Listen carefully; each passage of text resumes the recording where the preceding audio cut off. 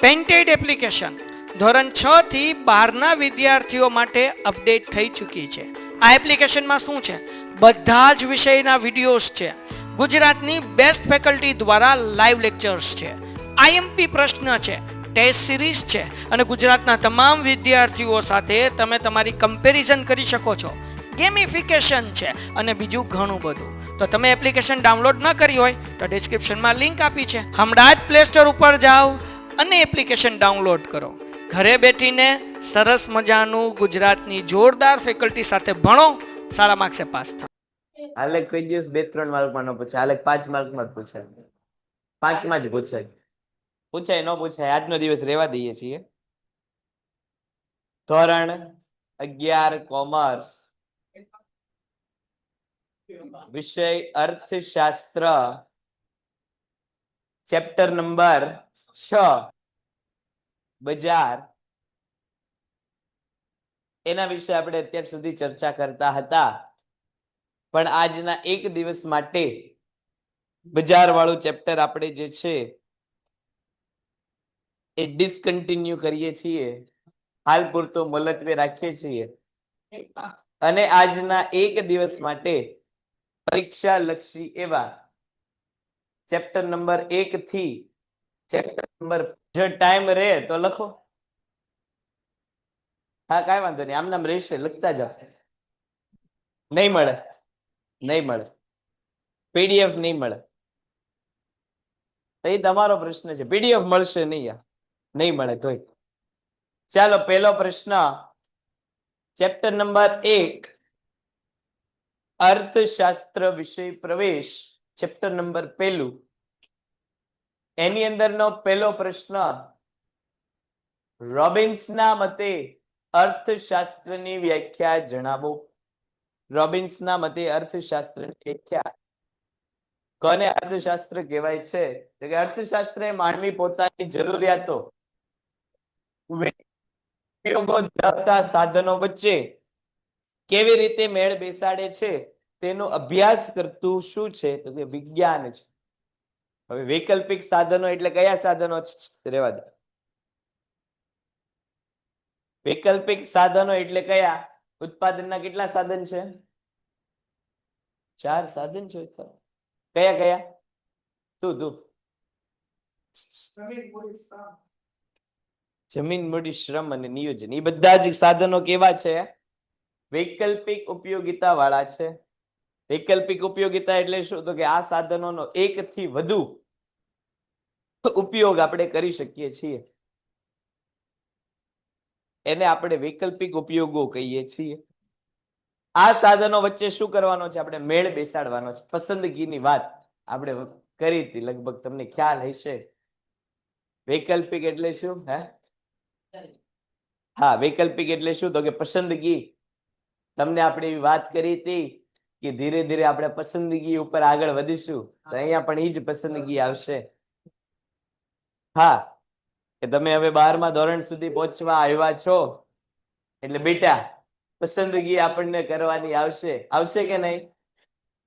શેની પસંદગી આપણે કરશું? તો કે ભાઈ કોલેજની પસંદગી, અભ્યાસક્રમની પસંદગી, એવી ઘણી બધી પસંદગી. અહીંયા પણ ઉત્પાદનના સાધનો કેવા છે? વૈકલ્પિક ઉપયોગિતા વાળા છે. જમીન ઉપર તમે રેસ્ટોરન્ટ બનાવી શકો, ઘર બનાવી શકો, હોટેલ બનાવી શકો, બધું મળી જશે બેટા, તો ખોટી મહેનત કરવી. બીજો પ્રશ્ન, સેમ્યુએલ્સન અર્થશાસ્ત્રના અભ્યાસમાં કઈ બાબતને મહત્વનું સ્થાન આપેલું છે? તો કે સેમ્યુએલ્સને સમાજની પસંદગી અને વેચણીના મુદ્દાને, સમાજની પસંદગી અને વેચણીના મુદ્દાને જે છે એ મહત્વનું સ્થાન આપેલું છે. બે વસ્તુ કઈ? તો કે એક પસંદગી અને બીજું વહેંચણી.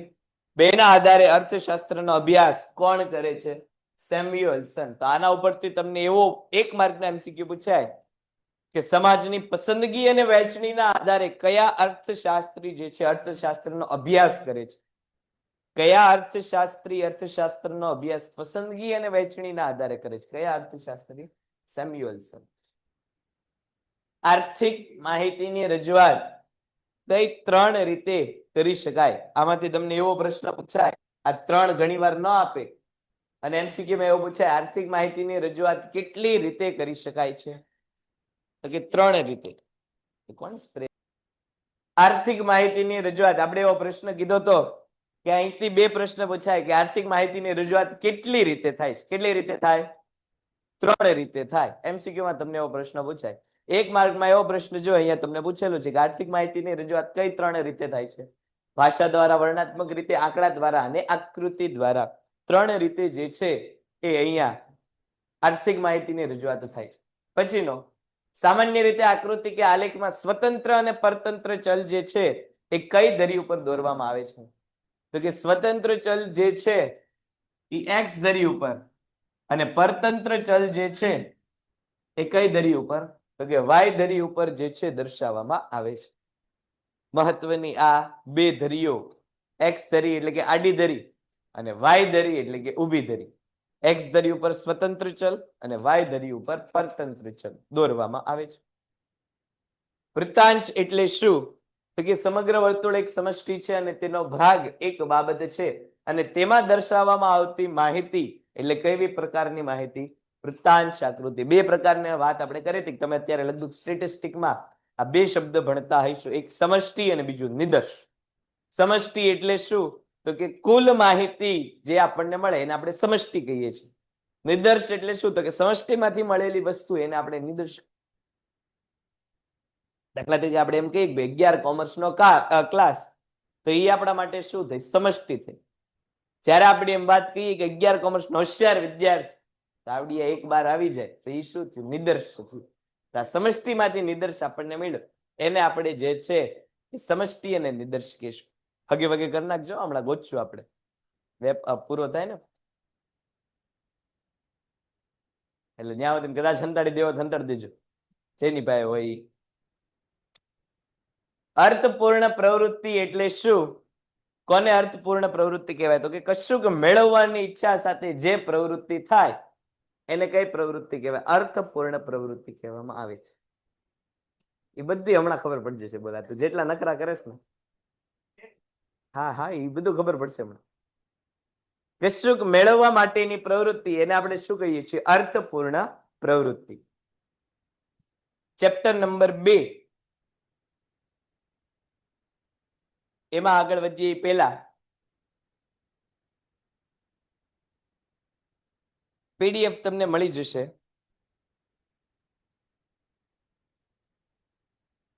એવો તમને પ્રશ્ન પૂછાઈ શકે, આની સિવાય એવો તમને પ્રશ્ન પૂછાઈ શકે કે અર્થશાસ્ત્રના અભ્યાસના ક્ષેત્રની રીતો કેટલી છે અને કઈ કઈ? એવો તમને પ્રશ્ન પૂછાઈ શકે કે અર્થશાસ્ત્રના અભ્યાસની રીતો કેટલી છે અને કઈ કઈ? કેટલી રીતે અર્થશાસ્ત્રનો અભ્યાસ થાય છે? આમાં નથી, ખાલી હું પ્રશ્ન કહું છું. આવો પ્રશ્ન શકે. કેવો પ્રશ્ન પૂછાઈ શકે? અર્થશાસ્ત્રની અભ્યાસની રીતો કેટલી છે અને કઈ કઈ? અર્થશાસ્ત્રના અભ્યાસના ક્ષેત્રની રીતો કેટલી છે અને કઈ કઈ? કેટલી રીતે અર્થશાસ્ત્રનો અભ્યાસ થાય છે? 2 રીતે અર્થશાસ્ત્રનો અભ્યાસ થાય છે. એકમલક્ષી અર્થશાસ્ત્ર અને સમગ્રલક્ષી અર્થશાસ્ત્ર.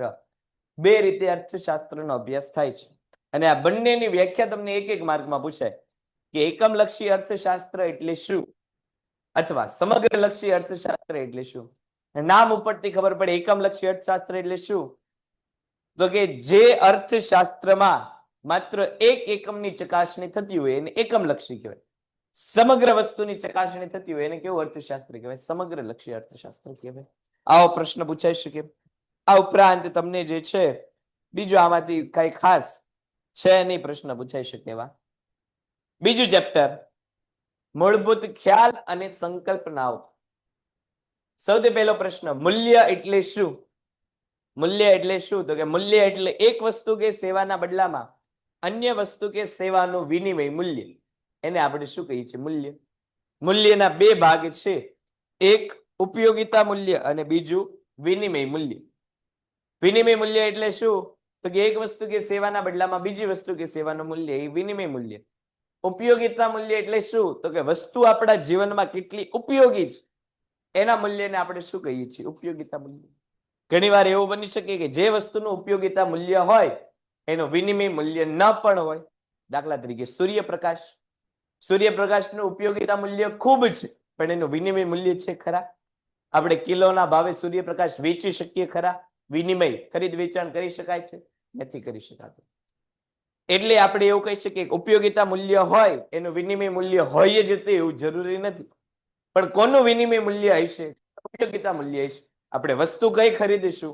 જે આપણને કઈક ઉપયોગી હોય એવી જ વસ્તુ આપણે ખરીદીશું. બાકી વસ્તુ આપણે ખરીદીશું. શું થાય છે તને? આટલી ઉંમરમાં હજી ઉગીને ઉભા નથી થયા, ત્યાં તો ખાલી ચડવા માંડ્યું છે. કોને પ્રશ્ન થયો બેટા? તને થયો? ચાલ તો પછીનો જવાબ. સર્વ સુલભ વસ્તુનો અર્થ અને ઉદાહરણ આપો. બોલો, કોને કહેવાય સર્વ સુલભ વસ્તુ? સર્વ સુલભ વસ્તુ તો કે જે વસ્તુના પુરવઠા ઉપર કોઈનો અંકુશ ન હોય અને વસ્તુ જ્યારે જેટલા પ્રમાણમાં જોઈએ ત્યારે તેટલા પ્રમાણમાં મળી રહે, એને આપણે શું કહીએ છીએ? સર્વ સુલભ વસ્તુ કહીએ છીએ. મેં કે ના પડી તું ખોટું બોલી એમ કીધું? ઉદાહરણમાં શું આવે તો કે હવા, પાણી અને સૂર્યપ્રકાશ. જ્યારે જોઈએ ત્યારે આપણને હવા, પાણી અને સૂર્યપ્રકાશ મળે છે કે નથી મળતો? આ કે ના? એને આપણે કઈ વસ્તુ કહીશું? સર્વ સુલભ વસ્તુ કહીશું. અર્થશાસ્ત્રમાં નાશવંત વસ્તુ કોને કહેવાય? કોને કહેવાય? આ તમે જે હમણાં સ્પ્રે લગાડ્યો, આ સ્પ્રે લગાડવાની સાથે જ શું થઈ ગયું? નાશ પામ્યો. એનો સ્પ્રે બીજી વાર લગાડી શકશું તો કે નહીં લગાડીએ. એની બીજી ક્વોન્ટિટી લગાડી શકશું, પણ ઓલરેડી લગાઈ ચૂકેલો છે એનો ઉપયોગ આપણે બીજી વાર કરી નહીં શકીએ. એને આપણે કઈ વસ્તુ કહેવાય? નાશવંત વસ્તુ કહેવાય. જે વસ્તુ વપરાશ કરવાની સાથે જ શું થઈ જાય તો કે નાશ થઈ જાય અને જેનું લાંબા ગાળા સુધી પ્રિઝર્વેશન ન થાય, એટલે કે સંગ્રહ ન કરી શકાય, એવી વસ્તુને આપણે કેવી વસ્તુ કહીએ છીએ? નાશવંત વસ્તુ. શાકભાજી ઉદાહરણ તરીકે આપણે અહીંયા, અનાજ ઉદાહરણ તરીકે અહીંયા આપણે નાશવંત વસ્તુમાં લઈ શકીએ. શું કામ તો કે લાંબા ગાળા સુધી આપણે જે છે એ સાચવી શકતા નથી. આવે ને? પછી વપરાશી વસ્તુનો અર્થ અને ઉદાહરણ. વપરાશી વસ્તુ કોને કહેવાય? જે વસ્તુનો સીધે સીધો ઉપયોગ આપણે કરી શકતા હોય એને આપણે કેવી વસ્તુ કહીશું? વપરાશી વસ્તુ કહીશું. વસ્તુ સીધી વપરાશમાં લઈ શકાતી હોય આવી વસ્તુને આપણે શું કહીએ છીએ? વપરાશી વસ્તુ. જેમ કે ખોરાક, કપડા વગેરે. વપરાશી વસ્તુની જેવી એક બીજી વસ્તુ છે. કઈ વસ્તુ છે બીજી? તો કે વપરાશીની સાથે સાથે ક્યાં ગઈ?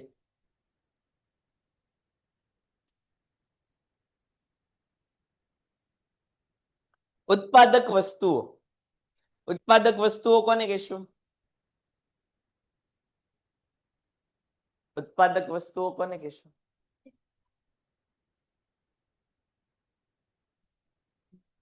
ઉત્પાદક વસ્તુ કોને કહીશું? ઉત્પાદક વસ્તુ એટલે એવી વસ્તુ કે જેનો પેન્ટેડ એપ્લિકેશન ધોરણ 6 થી 12ના વિદ્યાર્થીઓ માટે અપડેટ થઈ ચૂકી છે. આ એપ્લિકેશનમાં શું છે? બધા જ વિષયના વિડીયોઝ છે. ગુજરાતની બેસ્ટ ફેકલ્ટી દ્વારા લાઈવ લેક્ચર્સ છે. આઈએમપી પ્રશ્ન છે, ટેસ્ટ સિરીઝ છે અને ગુજરાતના તમામ વિદ્યાર્થીઓ સાથે તમે તમારી કમ્પેરિઝન કરી શકો છો. ગેમિફિકેશન છે અને બીજું ઘણું બધું. તો તમે એપ્લિકેશન ડાઉનલોડ ન કરી હોય તો ડિસ્ક્રિપ્શનમાં લિંક આપી છે. હમણાં જ પ્લે સ્ટોર ઉપર જાઓ અને એપ્લિકેશન ડાઉનલોડ કરો. ઘરે બેઠીને સરસ મજાનું ગુજરાતની જોરદાર ફેકલ્ટી સાથે ભણો, સારા માર્ક્સે પાસ થાઓ. વપરાશ આપણે કરતા નથી, પણ ઉત્પાદનની પ્રક્રિયામાં આ વસ્તુઓ શું કરે છે? મદદ કરે છે. એ વસ્તુઓને આપણે કઈ વસ્તુ કહીશું? ઉત્પાદક વસ્તુ કહીશું. જેનો આપણે જે છે એ સીધો ઉપયોગ કરતા નથી. સીધો ઉપયોગ કરતા હોય તો કઈ વસ્તુ થઈ જાય? વપરાશી વસ્તુ. પણ જે ઉત્પાદનમાં ભાગીદારી કરે છે એવી વસ્તુને કઈ વસ્તુ કહેવાય? ઉત્પાદક વસ્તુ કહેવાય. પછીનો પ્રશ્ન, કઈ સંપત્તિ વ્યક્તિગત સંપત્તિ ગણાય? તો કે જેનો માલિકી અને વપરાશ કેવા હોય? ખાનગી અને વ્યક્તિગત હોય એવી સંપત્તિને આપણે કઈ સંપત્તિ કહીશું? એવી સંપત્તિને આપણે કઈ સંપત્તિ કહીશું? વ્યક્તિગત સંપત્તિ. માલિકી અને વપરાશ કેવો હોય? વ્યક્તિગત હોય.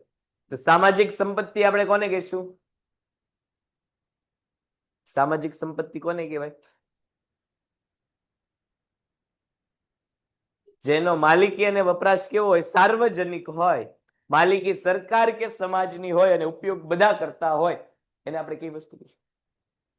સામાજિક વસ્તુ. ઉત્પાદનના સાધનોનો અર્થ વસ્તુના તુષ્ટિગુણના સર્જનની પ્રક્રિયામાં મદદરૂપ થતી બાબતને ઉત્પાદનના સાધન કહે છે. આપણને ખબર છે 4 પ્રકારના ઉત્પાદનના સાધન છે: જમીન, મૂડી, શ્રમ અને નિયોજન. આ બધા શું કરે છે? વસ્તુના તૃષ્ટિગુણના સર્જનમાં વધારો કરે છે. તૃષ્ટિગુણ કોને કહેવાય? એટલે વસ્તુના વપરાશમાંથી મળતો સંતોષ એને આપણે તૃષ્ટિગુણ કહીએ છીએ. કોને કહેવાય? તો કે વસ્તુના વપરાશથી મળતો સંતોષ એને તૃષ્ટિગુણ. અહીંયા ઈ જ તૃષ્ટિગુણને શું કરવાનો છે? વધારવાનો છે. હવે જો કાચા શાકભાજી ખાઈએ તોય આપણું જે છે પેટ તો ભરાય જ જાય, પણ ઈ જ કાચા શાકભાજીમાંથી કોઈ આઈટમ બનાવીને ખાઈએ તો પેટ તો ભરાશે જ, સાથે સાથે આપણને આનંદ એટલે કે સંતોષ મળશે.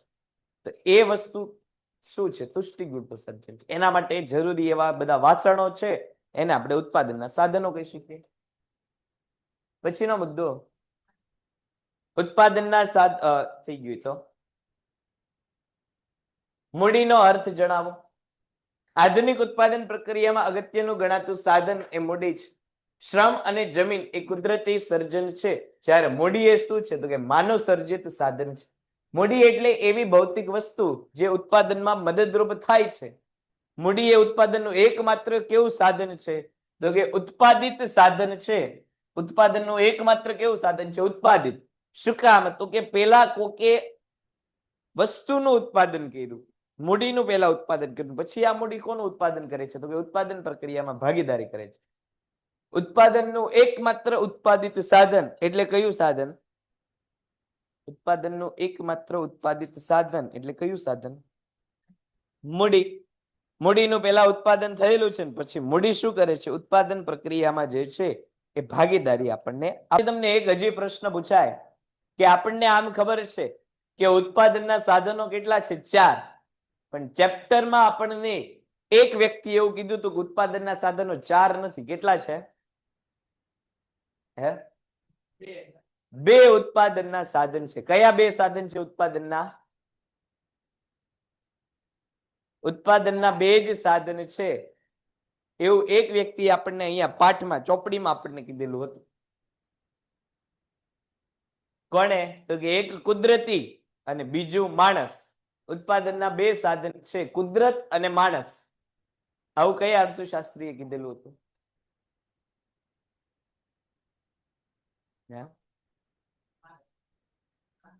માર્શલે આપણને આવું કીધેલું હતું. ઉત્પાદનના સાધનો 4 નહીં પણ કેટલા છે? 2. કયા કયા? કુદરત અને માણસ. ઉત્પાદનના 2 જ સાધન છે, પણ આપણે તો ધ્યાનમાં કેટલા રાખવાના? 4.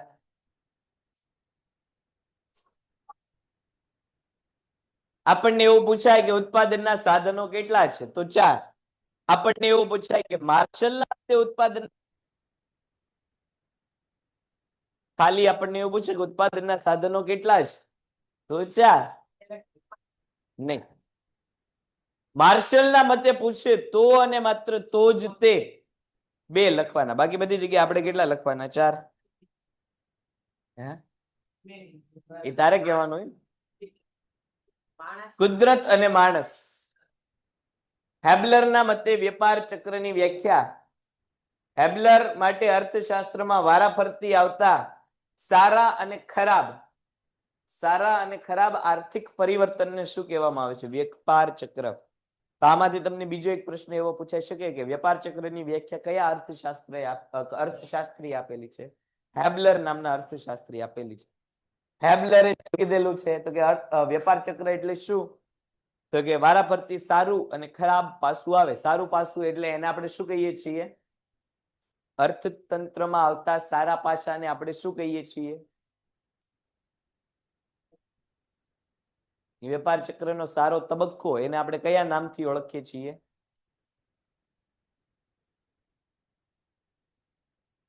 સારો તબક્કો એટલે કયો તબક્કો? હા બોલો ભાઈ. સમ્યક.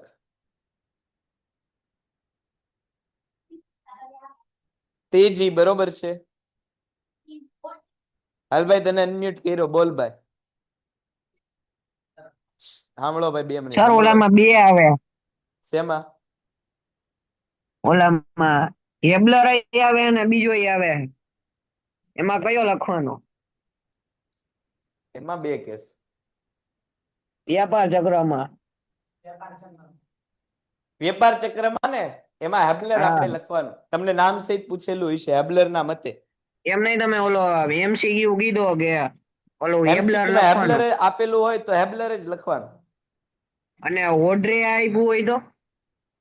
બે માંથી એક જ આપશે, એક સમય એક જ આપશે. હા હવે ભાઈ અહીંયા મને હું ન સમજતો હોય હું પૂછે બીજું એટલે પૂર્વજ શું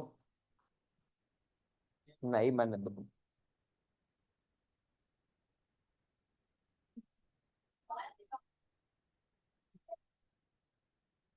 પછીનો પ્રશ્ન, વેપાર ચક્રના કેટલા તબક્કા છે? 4 તબક્કા. તેજી, ઓટ, મંદી અને સુધારણા. એમસીક્યુ માં પૂછાય વેપાર ચક્રના તબક્કાઓ કેટલા છે? કેટલા તબક્કાઓ છે? 4 તબક્કાઓ છે. વેપાર ચક્રના તબક્કા 4. આવશે આવશે આવશે, એમાંથી આવશે.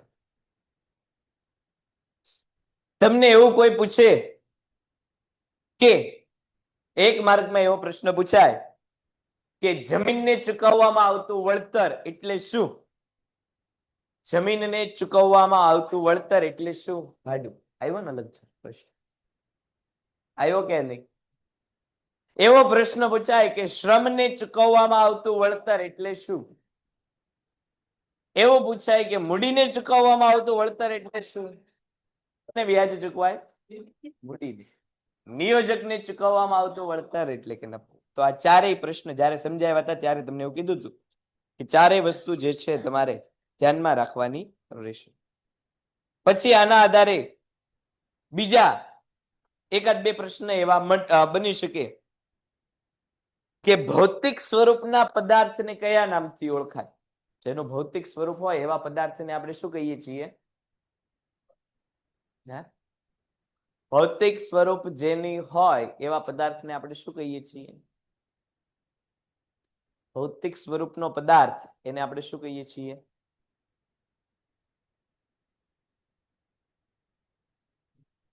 હા, એ ભૌતિક.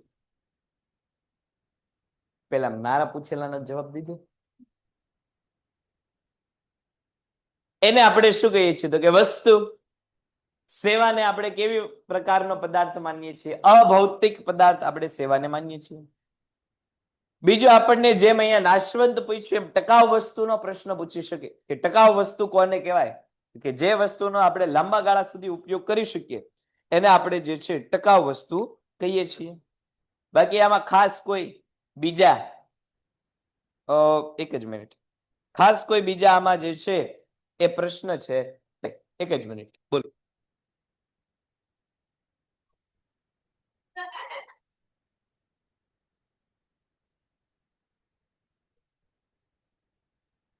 આર્થિક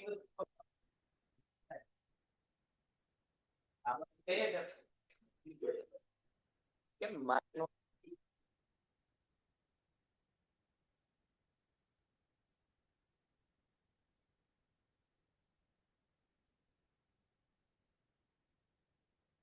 ચાલો કહી દઈએ. આર્થિક વસ્તુ કોને કહેવાય?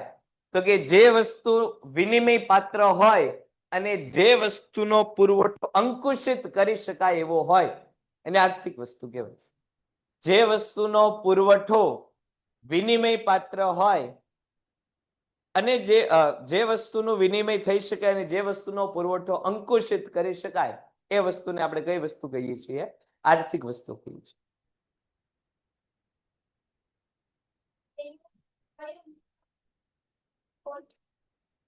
જે વસ્તુનો પુરવઠો અમાપ હોય એનું કયું મૂલ્ય ઊંચું હોય? અમાપ એટલે કઈ વસ્તુ? શું ઈ હમણાં કહીશ, બીજા પડે ને એટલે તારે જ ઉભું રહેવાનું. કહીશ તે કીધું ને તારું નામ બોલ્યો એટલે બોલ્યો. અમાપ વસ્તુ કોને કહેવાય? તો હમણાં આપણે પહેલા જ જોયું સર્વ સુલભ વસ્તુને અમાપ વસ્તુ કહેવાય. હવે જે વસ્તુ સર્વ સુલભ છે એના ઉદાહરણમાં આપણે એવું જોયું કે સૂર્યપ્રકાશ છે, હવા છે, પાણી છે. તો આનું કયું મૂલ્ય વધારે હોય? ઉપયોગિતા મૂલ્ય વધારે હોય કે વિનિમય મૂલ્ય વધારે હોય? જવાબ આવશે ઉપયોગિતા મૂલ્ય. અમાપ વસ્તુનો પુરવઠો વધારે અમાપ શું પ્રશ્ન હું હતો? પ્રશ્ન હું હતો? જે વસ્તુનો પુરવઠો અમાપ હોય તેનું કયું મૂલ્ય ઊંચું હોય તેનો જવાબ આવશે ઉપયોગિતા મૂલ્ય. પછી માંગની અહીંયા પછી ગયા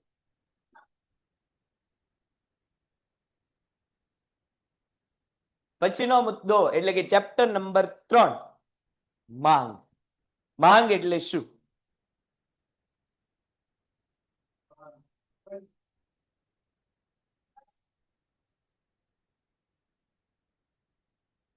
ચોક્કસ સમયે અને કિંમતે ગ્રાહકની વસ્તુ ખરીદવાની ઈચ્છા શક્તિ અને તૈયારી. આપણે સમજૂતીમાં કીધું તો 5 પ્રકારની વસ્તુઓનો સમાવેશ થાય. એક કયું તો કે ચોક્કસ સમય અને કિંમત.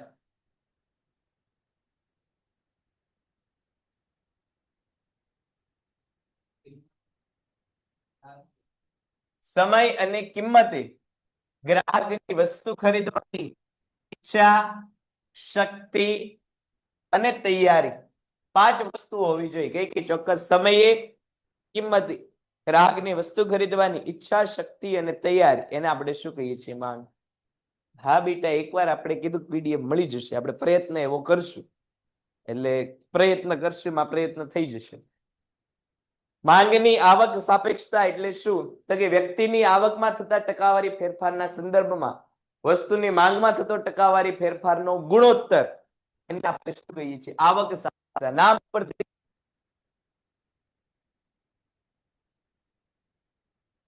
કે માંગમાં ફેરફાર, બે ફેરફાર થાય એને આપણે આવક સાપેક્ષતા કહીએ છીએ.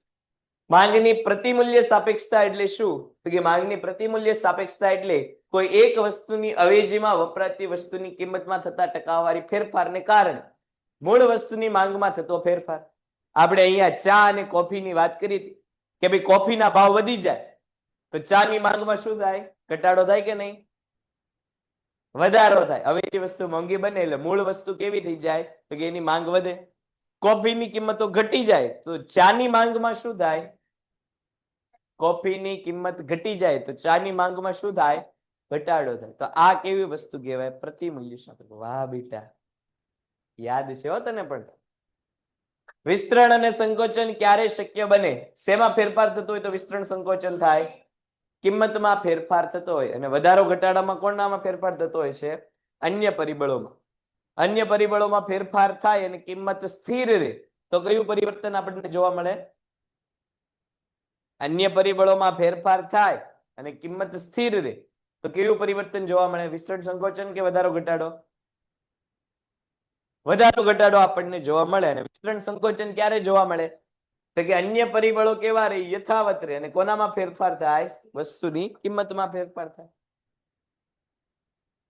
માંગનો નિયમ શાથી શરતી નિયમ છે? માંગનો નિયમ શા માટે શરતી નિયમ માનવામાં આવે છે? તો કે માંગનો નિયમ શરતી નિયમ કહેવાય છે કારણ કે પ્રતિષ્ઠા મૂલ્યવાળી વસ્તુ અત્યંત સસ્તી કે ગિફન વસ્તુ માટે માંગના નિયમની ધારણાઓ પરિપૂર્ણ થવા છતાં માંગનો નિયમ લાગુ પડતો નથી. શરતને આધારે તે માંગનો નિયમ કામ કરે છે. માંગનો નિયમ ક્યાં લાગુ પડે? તો કે એક શરત હોવી જોઈએ. કઈ શરત? તો કે માંગ વધતી ક્યારે હશે? જ્યારે કિંમતો ઘટતી હશે. અને કિંમતો વધતી હશે ત્યારે માંગ ઘટતી જ હશે. કિંમતો ઘટતી હશે તો માંગ વધતી જ હશે. આવી શરતમાં જ તે માંગનો નિયમ લાગુ પડે. પણ અહીંયા જે વસ્તુ કીધેલી છે પ્રતિષ્ઠા મૂલ્ય વાળી વસ્તુ કે અત્યંત ગિફન વસ્તુ, સસ્તી વસ્તુ, એમાં માંગનો નિયમ લાગુ પડતો નથી. વસ્તુની કિંમતમાં ફેરફાર થાય. માંગ અને કિંમત વચ્ચે કેવો સંબંધ છે? હા, વ્યસ્ત સંબંધ છે. પણ અહીંયા કેવો સંબંધ જોવા મળશે? તો કે સીધો સંબંધ જોવા મળશે. કે જેમ વસ્તુ મોંઘી બને, કઈ વસ્તુ? પ્રતિષ્ઠા મૂલ્ય ધરાવતી વસ્તુ જેમ મોંઘી બને એમ એની માંગમાં શું થાય? વધારો થાય. હલકા પ્રકારની વસ્તુ જેમ સસ્તી બને એમ એની માંગમાં શું થાય? ઘટાડો થાય. ખરેખર થવું શું જોઈએ? ઊંધું થવું જોઈએ. પણ અહીંયા શરતનું પાલન થતું નથી. હમણાં આઈફોન 17 લોન્ચ થયો તો જો આઈફોન 17 પાછળનો જે છે આઈફોન 17 આમ પ્રતિષ્ઠા મૂલ્ય વાળી વસ્તુ ગણવામાં આવે. જેટલી વસ્તુ મોંઘી બને લોકો કન્ઝપ્શન કેવું કરે તો કે વધારે. શું કામ? પ્રતિષ્ઠા મૂલ્ય છે. ખરેખર થવું શું જોઈતું હતું? કિંમત વધતી હોવા છતાં માંગ ઘટતી હોવી જોઈતી હતી, પણ આવું થતું નથી. શું કામ? તો કે ત્યાં માંગનો નિયમ લાગુ પડતો નથી. પછીનો પ્રશ્ન, માંગ વિધેય શું દર્શાવે છે? માંગ વિધેય વસ્તુની માંગ અને તેને અસર કરતા પરિબળોનો કેવો સંબંધ દર્શાવે છે? કાર્ય કારણનો સંબંધ માંગ વિધેયમાં દર્શાવવામાં આવે છે. કાર્ય કારણનો સંબંધ કોને કહેવાય એવું આપણે ચર્ચા કરી હતી. કોને કાર્ય કારણનો સંબંધ કહેવાય?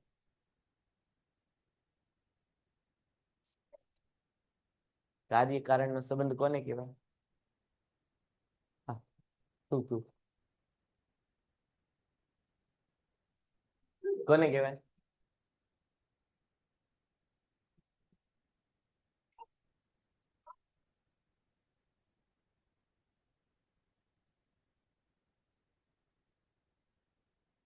કોને કહેવાય કાર્ય કારણનો સંબંધ?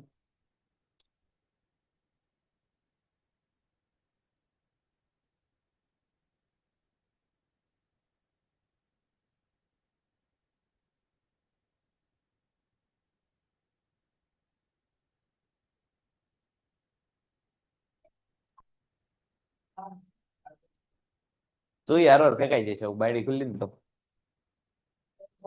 બે પ્રકારના પરિવર્તન, બે પ્રકારની ઘટના થતી હોય. એક ઘટના કાર્ય હોય અને બીજી ઘટના શું હોય? એનું કારણ હોય. એને કાર્ય કારણનો સંબંધ કહેવામાં આવે. એક ઘટના શું હોય છે? તો કે કઈક પ્રવૃત્તિ થતી હશે અને બીજી ઘટના એ પ્રવૃત્તિ થવા પાછળનું કારણ છે. આપણે એવું સમજૂતીમાં મેળવ્યું હતું. એવું મેળવ્યું હતું કે રસ્તા ભીના થયા છે. રસ્તો ભીનો થવાનું શું છે? કાર્ય થયું છે. રસ્તા ભીના થયા એ કાર્ય થયું છે. એની પાછળનું કારણ શું હોઈ શકે? તો કે વરસાદ આવ્યો છે. બે ઘટના જ્યાં એક સાથે બનતી હોય, એક ઘટના એ કાર્ય હોય અને એનું પરિણામ સ્વરૂપે બીજી ઘટના થતી હોય, એને આપણે શું કારણ? એ શું થાય છે?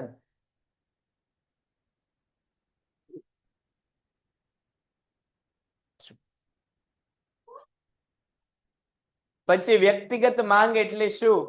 તો કે કોઈ એક વ્યક્તિગત માંગ એટલે શું? તો કે એક વ્યક્તિ કે કુટુંબ દ્વારા બજારમાં થતી માંગને વ્યક્તિગત માંગ કહેવાય. બજાર માંગ એટલે શું? તો કે બધા અથવા તો તમામ વ્યક્તિઓ કે કુટુંબ દ્વારા થતી માંગને કઈ માંગ કહેવામાં આવે છે? બજાર માંગ કહેવામાં આવે છે. પછીનો મુદ્દો એટલે કે પુરવઠો. એમાં આગળ વધીએ પહેલા એકવાર આપણે ચોપડીમાં જોઈ લઈએ. કોઈ વસ્તુ રહી તો નથી જતી ને? તો તમને કેવી ગણાય? પૂછતો હું વિચારતો. તમને આમાંથી બીજા બે પ્રશ્ન, અવેજી વસ્તુ કોને કહેવાય અને પૂરક વસ્તુ કોને કહેવાય, એ પણ પૂછાઈ શકે. અવેજી વસ્તુ એટલે શું? એક વસ્તુના સ્થાને બીજી વસ્તુનો ઉપયોગ, એને અવેજી વસ્તુ કહેવાય. બીજો પ્રશ્ન તમને પૂરક વસ્તુ કોને કહેવાય એવું પૂછે. એક વસ્તુના વપરાશ માટે જરૂરી હોય તેવી બીજી વસ્તુ, એને આપણે કહીએ છીએ.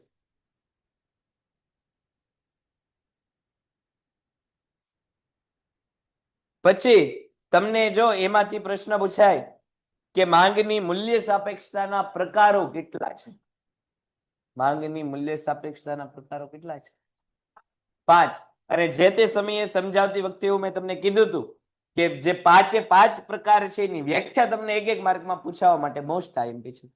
સૌથી પહેલું આપણે શું જોયું હતું? સંપૂર્ણ મૂલ્ય સાપેક્ષ માંગ. કોને સંપૂર્ણ મૂલ્ય સાપેક્ષ માંગ કહેવાય? તો કે વસ્તુની કિંમતમાં નજીવો ફેરફાર થાય ને માંગમાં કેવો ફેરફાર થઈ જાય? અમાપ ફેરફાર થઈ જાય, એને સંપૂર્ણ મૂલ્ય સાપેક્ષ માંગ કહેવાય. સંપૂર્ણ મૂલ્ય નિરપેક્ષ માંગ કોને કહેવાય? તો કે વસ્તુની કિંમતમાં ગમે એટલો ફેરફાર થાય, માંગમાં કાંઈ ફેરફાર થાય નહીં, એને મૂલ્ય અનપેક્ષ માંગ કહેવાય. પછી એકમ મૂલ્ય સાપેક્ષ માંગ. કિંમતમાં જેટલો ફેરફાર થાય એટલો જ તે કોનામાં ફેરફાર થતો હોય? માંગમાં ફેરફાર થતો હોય. પછી મૂલ્ય સાપેક્ષ માંગ ખાલી વસ્તુની કિંમતના ટકાવારી ફેરફાર કરતા માંગમાં થતો ટકાવારી કેવું હોય. અને મૂલ્ય અનપેક્ષ માંગમાં શું હોય? તો કે એનું ઊંધું. વસ્તુની કિંમતમાં થતો ટકાવારી ફેરફાર માંગમાં થતા ટકાવારી ફેરફાર કરતા કેવો હોય? ઓછો હોય. તો આ 5 વ્યાખ્યા આપણને જે છે 1 માર્ક એટલે કે વિભાગ બી માં પૂછાવવા માટે ઉપયોગી છે. પછી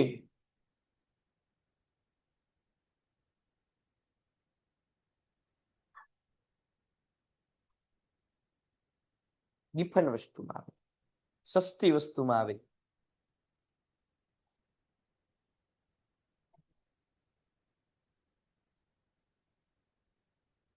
તો આટલા પ્રશ્ન ચેપ્ટર નંબર 3 માંથી પૂછાઈ શકે. ચાલો અહીંયા સુધીમાં કોઈને કઈ પ્રશ્નો છે ખરા?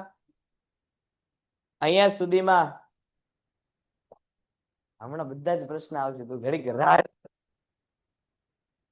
અહીંયા સુધીમાં કોઈને કઈ પ્રશ્ન? ચાલો ડન છે, ડન છે. ઈ જ હવે કરીએ છીએ, ઈ જ કરીએ છીએ. ચાલો બાકીના પ્રશ્ન જે છે એ હાલ પૂરતા અત્યારે મોકૂફ રાખીએ છીએ. છેલ્લી 15 મિનિટ છે એટલે આપણે એકાદ બે આલેખ અત્યાર પૂરતા જોઈ લઈએ છીએ. એકાદ બે આલેખ પેલા જોઈ લઈએ. ભાઈ મારે જોવું પડશે, મને નથી ખબર, સાચી વાત એ.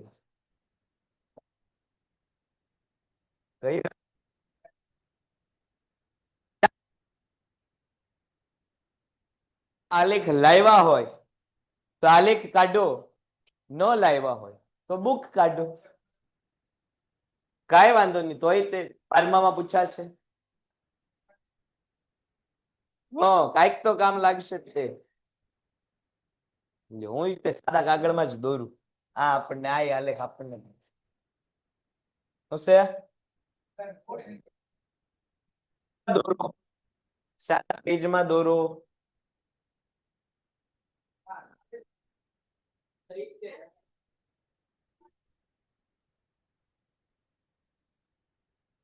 ચાલો એક પ્રશ્ન તમને લખાવવાનો છે, સાથે સાથે લખતા જાઓ.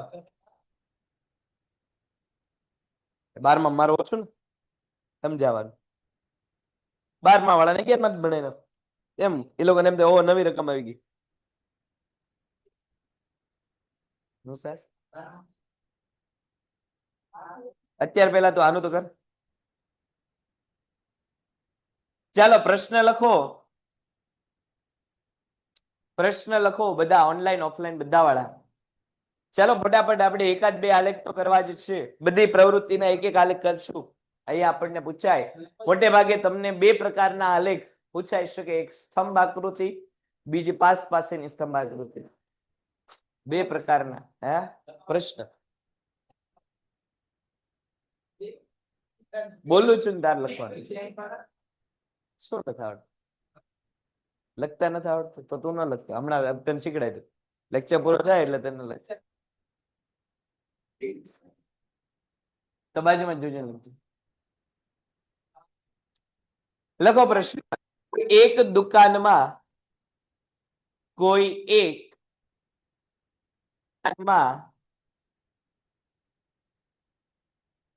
દર 2 મહિનામાં કોઈ એક દુકાનમાં દર 2 મહિનામાં ચોકલેટ બોક્સનું વેચાણ, ચોકલેટ બોક્સનું વેચાણ નીચે મુજબ છે. ચોકલેટ બોક્સનું વેચાણ નીચે મુજબ છે. નીચે બે ભાગ પાડજો, મહિના અને વેચાણ. બે ભાગ પાડો નીચે, મહિના અને વેચાણ. આ જરૂરી છે, આજ લખ. બે ભાગ પાડી નાખ નીચે, મહિના અને વેચાણ. વેચાણ, હા બસ. વેચાણમાં તમે કાઉન્સમાં લખો એકમોમાં. વેચાણ તમે લખ્યું, કાઉન્સમાં લખો એકમમાં. બાજુમાં નીચે આપણે અનુસૂચિ બનાવીએ છીએ એટલે જ કીધા બે ભાગ પાડવાના. બે ભાગ ક્યાં તમે પાડી શકો? મહિનામાં લખો જાન્યુઆરી ફેબ્રુઆરી. 2 મહિનાની તમને માહિતી આપેલી છે એટલે પેલામાં લખો જાન્યુઆરી ડેશ ફેબ્રુઆરી, જાન્યુઆરી ડેશ ફેબ્રુઆરી.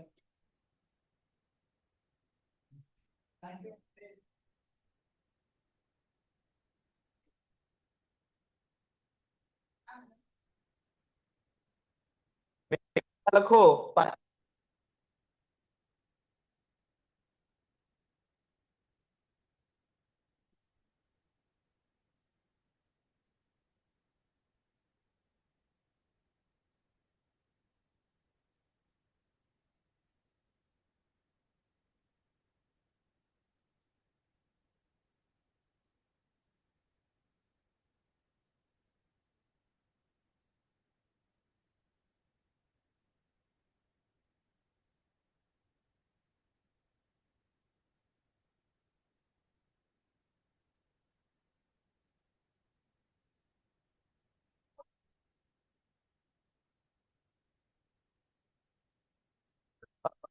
આળસ છે તને.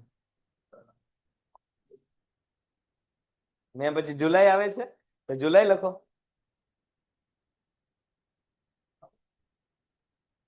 35, 60, 65, 40, 50 અને 30. 35, 60, 65, 40, 50 અને 30.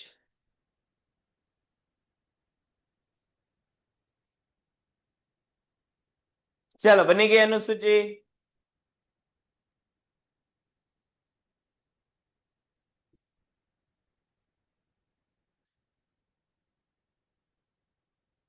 તું જીવનમાં તારે બધું રહી જ જવાનું છે બેટા, શું કરશું તો? હે?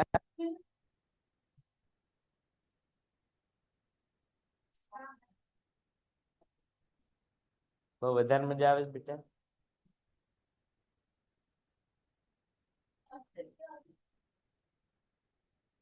અનુસૂચિ બની ગઈ અહીંયા સુધી. ચાલો તો હવે આપણે આ લેખ દોરીએ. આ લેખમાં ટોટલ 2 ધરી હોય, એક ઊભી ધરી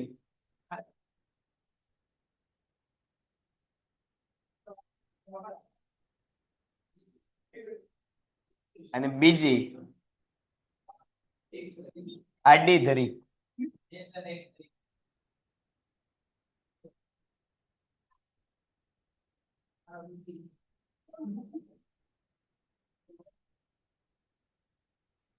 ઊભી ધરીને આપણે કહીએ છીએ વાય ધરી અને આડી ધરીને આપણે કહીએ છીએ એક્સ ધરી.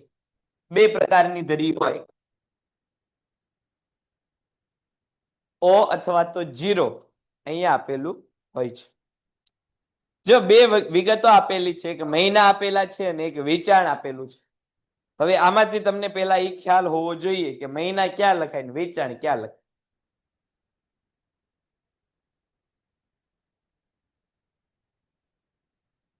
આમાંથી પહેલા તમને એ ખબર પડવી જોઈએ કે ભાઈ સ્વતંત્ર ચલ કઈ ધરી ઉપર હોય? એક્સ ધરી ઉપર. અને પરતંત્ર ચલ કઈ ધરી ઉપર હોય? વાય ધરી. તો હવે એકમોનો આધાર મહિના ઉપર છે કે મહિનાનો આધાર એકમ ઉપર છે? કોણ કોના ઉપર આધાર રાખે છે? એનો અર્થ એ કે વેચાણના એકમો છે એ સ્વતંત્ર ચલ છે કે પરતંત્ર ચલ છે? વેચાણના એકમો જે છે એ પરતંત્ર ચલ છે કે સ્વતંત્ર ચલ છે? કેવા છે? પરતંત્ર છે. મહિનાનો આધાર લઈને વેચાણ થાય. જો અહીંયા તમને એવું કોઈ પૂછે કે એપ્રિલ કે માર્ચ નું વેચાણ કેટલું છે, તો મહિનાના આધારે તમારે વેચાણ કેવું પડે. એટલે વેચાણનો આધાર કોના ઉપર છે? મહિના ઉપર છે. પણ તમને કોઈ એમ કે ભાઈ 40 એકમોનું વેચાણ થયું ત્યારે કયો મહિનો હશે, તો એવું તમે ન કહી શકો. જયારે 40 એકમનું વેચાણ થયું ત્યારે કયો મહિનો? એ ગમે એ મહિનામાં થઈ ગયું. અહીંયા તો લખી નાખ્યું છે એટલે ખ્યાલ છે. તો પરતંત્ર ચલ તરીકે આપણે લખો વેચાણ કૌંસમાં એકમમાં. અહીંયા આપણે લખશું, શું લખશું? તો કે માસ અથવા તો મહિના. માસ અથવા તો મહિના. માસ અથવા તો મહિના આપણે નીચે લખશું. હવે જે મહિના આપેલા છે એ લખી નાખીએ.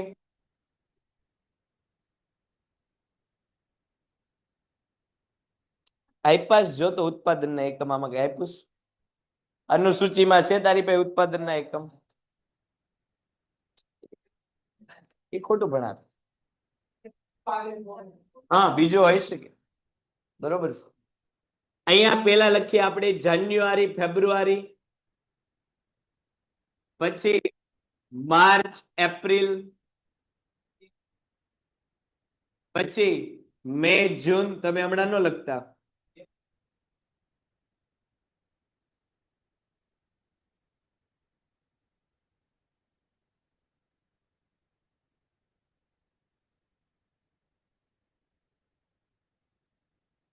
નવેમ્બર.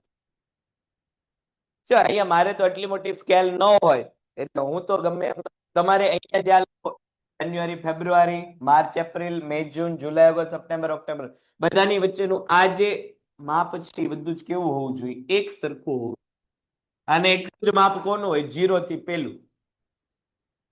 એટલે કે જો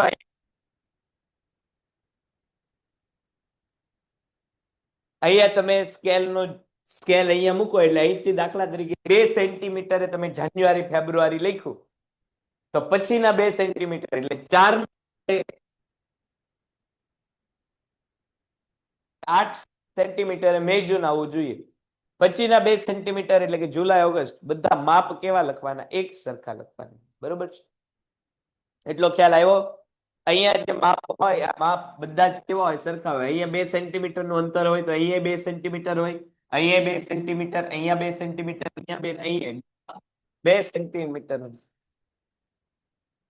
તો આડું દોરવાય, 1 સેન્ટીમીટર દોરાય, 1.5 સેન્ટીમીટર પેજના આધારે તમે ફેરફાર કરીએ. હા, મારે બધાનો ઉપર જવાનું ભાઈ. તને એકને ફાવી ગયું મારે કે બધાનું થોડું જવાનું? ચાલો આટલું દોરાઈ ગયું. હવે વેચાણના એકમો એ આપણે જોઈએ. હવે જો વેચાણના એકમ તમારે એવા હોવા જોઈએ કે તમે જે એકમોની અહીંયા પસંદગી કરો એનાથી તમારો આલેખ ન બહુ નાનો બને, ન બહુ મોટો બને. જો અહીંયા તમારે મોટામાં મોટો અંક કેટલો છે? મોટામાં મોટો અંક 65 છે અને નાનામાં નાનો અંક કેટલો છે? તો કે 30. એટલે 30 અને 65 બંને માટે આપણે કામ કરવાનું છે. બહુ આકૃતિ મોટી ન થાય ને બહુ નાની ન થાય. તો બહુ પેજ મોટું હોય તો 5 છોડીને આપણે લઈ શકીએ અને પેજ નાનું હોય તો 10 છોડીને લઈ શકીએ. હમણાં તમે લખતા નહીં, લીજો 10, 20, 30, 40, 50, 60 અને 70. અહીંયા તમે 5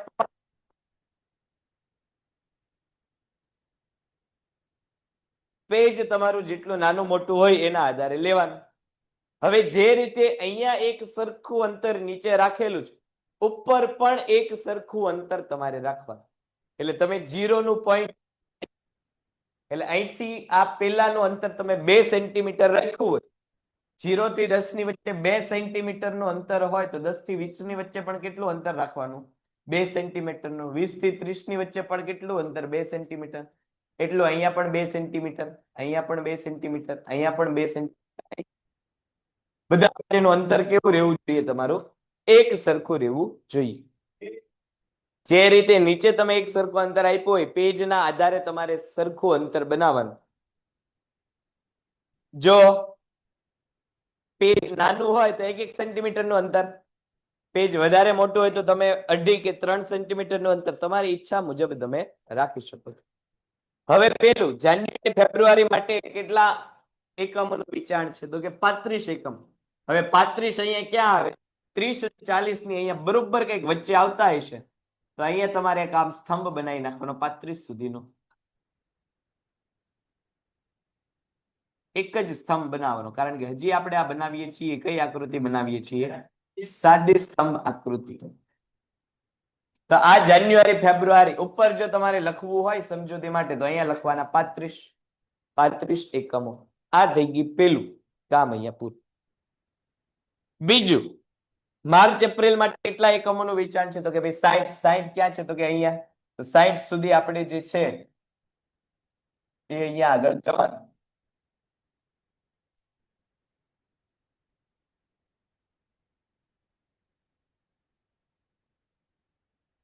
હવે અહીંયા અગત્યનો મુદ્દો ધ્યાન આપો. મારે અહીંયા સ્કેલ નથી એટલે મારા સ્તંભ જે છે એ પહોળાઈમાં વધતા ઓછા છે. પણ તમે જ્યારે સ્તંભ બનાવો છો ત્યારે એની પહોળાઈ એટલે કે અહીંથી લઈને અહીંનું માપ બધા સ્તંભમાં કેવું રાખવાનું? એક સરખું રાખવાનું. પહોળાઈ હંમેશા સ્તંભની કેવી હોવી જોઈએ? એક સરખી. શું કામ? તો કે Painted Painless Learning.